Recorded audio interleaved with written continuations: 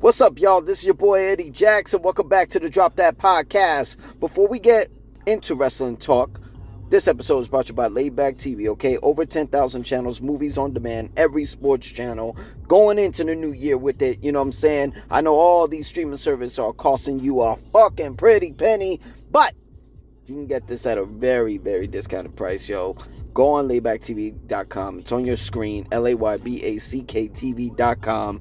Get as low as $29.99. It'll show you how you can download it in your iPhones and your Androids. Also in your Fire Sticks if you want to watch anything at home. All the HBOs, everything, yo. How much you paying for all these streamings? You know what I mean? All these streaming services when you can have one that's a network and a streaming service, all right? Check them out on laybacktv.com, LAYBACKTV.com, and check them out on their Instagram, official_layback.tv. Now, let's get into some wrestling talk. Whoa! All right, guys. We're over 300 episodes in. I want to appreciate all y'all for tuning in. And this is our last episode of 2025. You will probably see this on the last day of 2025 going into 2026. We got some big topics coming in for 2026. You know what I'm saying? There are a lot of events that we're going to be a part of, WrestleMania included. We'll be going back to Vegas for WrestleMania, you know, and we ain't got nothing else to share with you until then. Okay, now, let's get into it, all right? Smackdown. First and foremost, I want to congratulate the new United States champion, Carmelo Hayes. Finally, bro, it's been over a year. He's been chasing that U.S. title ever since LA Knight had it, when they were going through their whole triple threat with Carmelo, LA Knight, Andrade, you know what I'm saying? And good thing they started that U.S. Open Challenge. I kind of like how they're doing the U.S. Open Challenge. It's a little different than how they were doing it before, because before it was just giving a title defense basically with different an opportunity for a challenger, but it doesn't guarantee you're winning.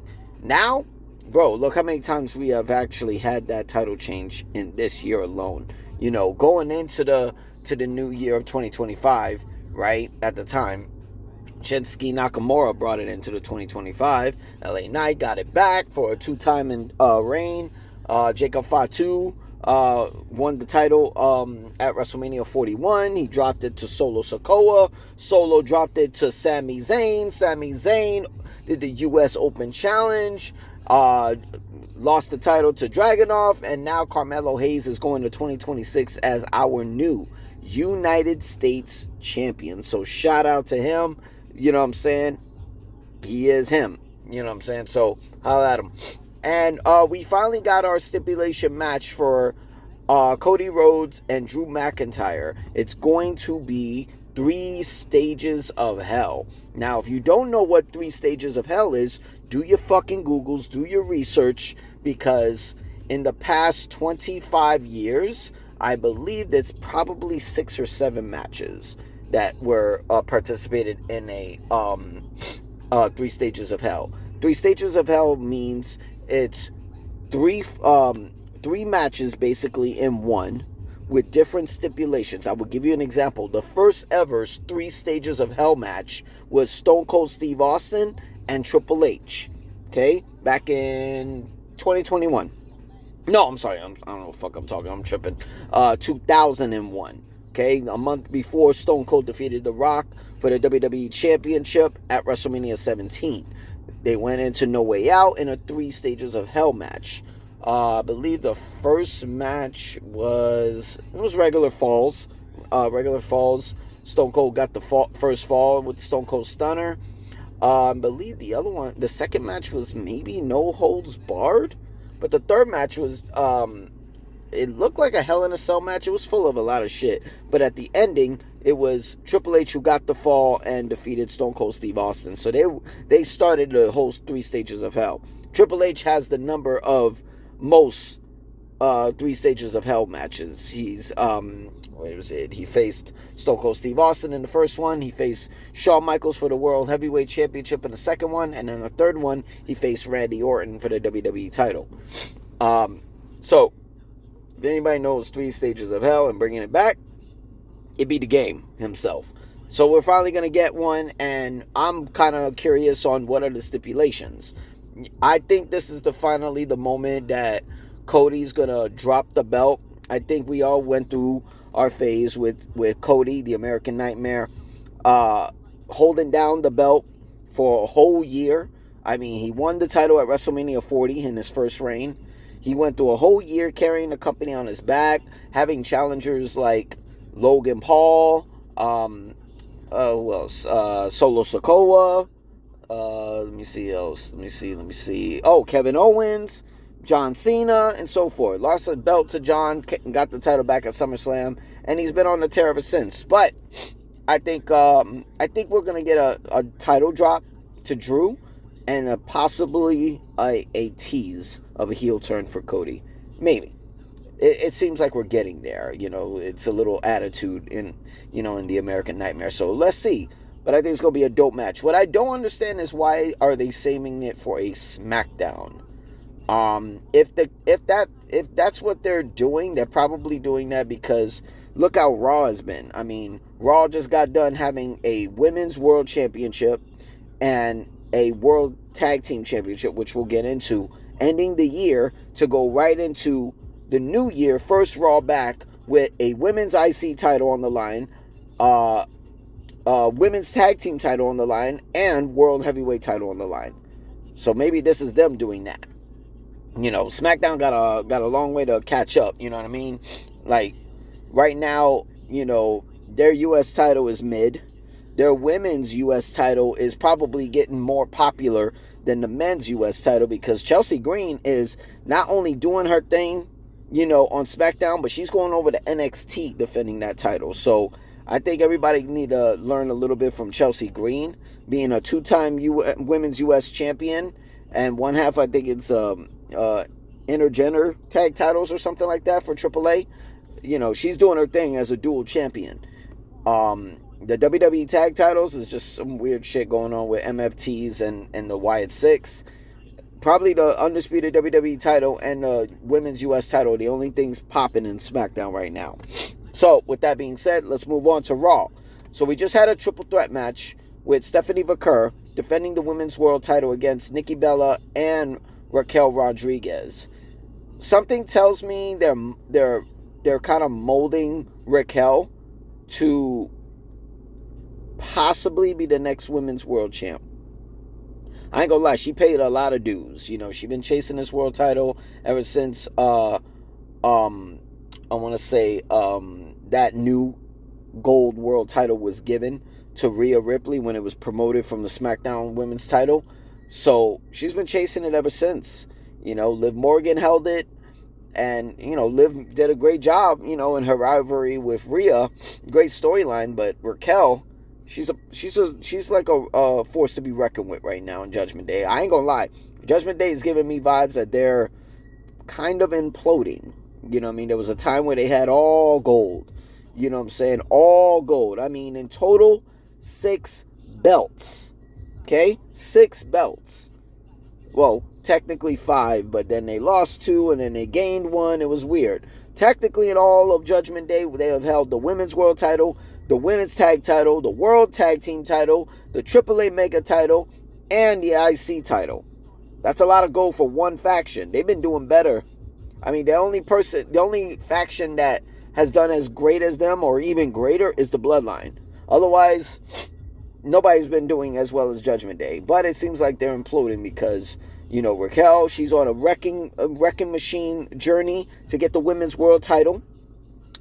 Finn Balor just put the whole locker room on notice for 2026. He's going to bring gold. Dom is on a tear. You know what I mean? Being once again IC champion and AAA mega champion. JD is actually injured. Liv is back and running again. She's back doing her thing. I don't even think she's cleared yet, to be honest. I feel like they're waiting until next month to clear her because she's in talks to be in the tag team division with Raquel Perez. Roxanne Perez. Yeah, there's nothing else really going on, as far as them go. But with that being said, Stephanie got the pin. slick pin on Nikki Bella. I don't know where you go with Nikki Bella now. She then, I guess, a somewhat of a good rivalry with Stephanie Vaquer. It got her ass pinned twice in a matter of 2 months. 2 title shots that she didn't even deserve or even earned. I mean, she's getting moments. I mean, I'll be honest. She's getting good moments as a heel than she was as a fucking babyface. As a babyface, she's getting jabs about not able to see John Cena and fucking getting embarrassed. Now, it seemed like, I think the heel turn is working. It's just, it's not for a world title. And if they're molding Nikki to win the world title out of fucking nowhere, I don't know. She needs to work on her technique in the ring still. But shout out to Stephanie Vaquer. She retained the title.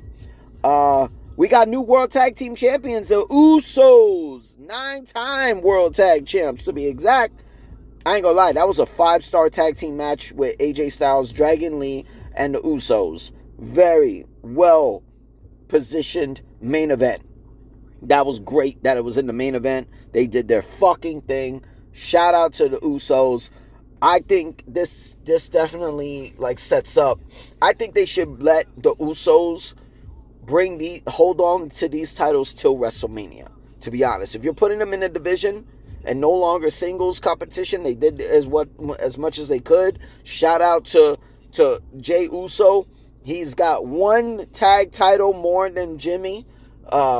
He's a former Intercontinental Champion, so he goes into that solo, that 5-person group in his family to win IC Gold, Royal Rumble winner, and World Heavyweight Champion. That was an incredible fucking year for him. Now you're back in the tag division. I say the Usos bring those tag titles. Definitely do a ladder match possibly at WrestleMania. And imagine this. Imagine the Usos, right? Let me see. AJ Styles and Dragon Lee. The New Day. That's 3. Let me see who else. Shit. I don't know. Maybe you could do Finn Balor and JD McDonough. The Hardy Boys. One more. Oh. Since they're both now back, and they done with everything they could in the singles competition, let's get the Lucha Brothers back in that match and do a 6-pack tag team title match.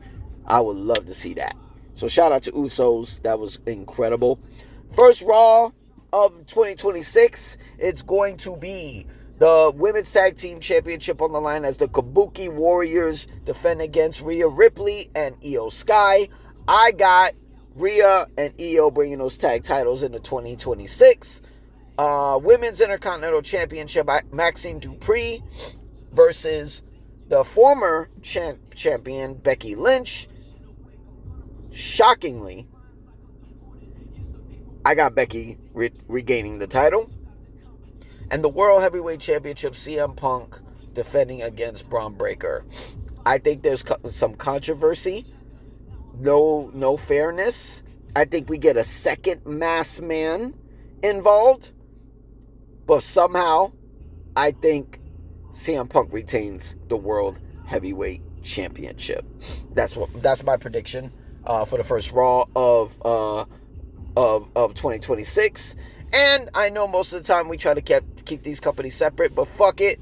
It ended a year of 2025 in a good type of stance, in a good situation. So competition, AEW, All Elite Wrestling ended 2025 with their pay-per-view, World's End. I watched it from top to bottom. I'm going to pick my top 3 matches and maybe an honorary. Let me see what I can do with that. So I'm going to give one of the matches Jon Moxley and Okada for the Continental Championship. I would say that's one match. I would definitely say that was fucking all-star. Stole show. Match number 2. This is a hard one. Let me see. Oh, Gabe Kidd and Darby Allin. That was fucking hard to watch. Holy shit. Like, talk about sounded like a hardcore match. I mean, they were not taking it easy on each other, yo. I don't really see them coming back too soon. I think they need to take some time, take a rest, because that was hard to watch. And third match, I will give it to the main event, obviously. Main event for the AEW World Championship. Samoa Joe defending against Hangman Adam Page, Swerve Strickland, and the devil himself, MJF. And MJF stole the show, stole the fucking title, pinned the guy who took his title 2 years ago at the same event, World's End, okay, ended his over 400-day reign. Samoa Joe put him to sleep. 2 years later, MJF got the 1, 2, 3 on Samoa Joe to reclaim the Triple B, the AEW World Championship. In AEW, I got like maybe a top 5 that are my favorites. I would say Swerve Strickland is one, Samoa Joe is one, Hangman Adam Page is one. If there's anybody else, I would say, out of 5, shit, damn,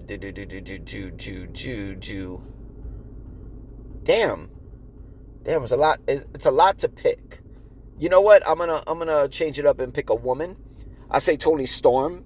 You know what I'm saying? So Swerve, Hangman, Samoa, Tony, and number 5 would definitely be MJF. MJF is my AEW favorite. He's been my favorite for the last 5 years.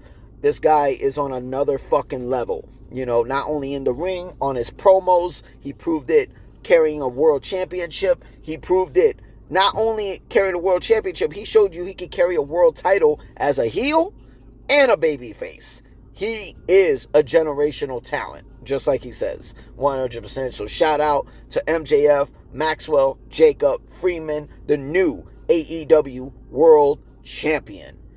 That's all we got for Wrestling Talk. I'm your boy Eddie Jax. This is the Drop That Podcast. Okay, make sure you hit that sub button, hit that like button, comment if you got something you got something I gotta read. You got a little disagreement, then holla at your boy. You know what I mean? Say something. Do what you want. I don't care. It's cool. I'll respond if you got something real to say. Okay? Y'all have a great New Year. Happy New Year. Happy 2026. Goodbye, you punk ass bitch 2025. You guys stay safe. Make sure you stay off those streets. Don't drink too much and don't drive afterwards. Alright? Y'all be cool. Bless. This your boy Eddie Jax. We out. 1.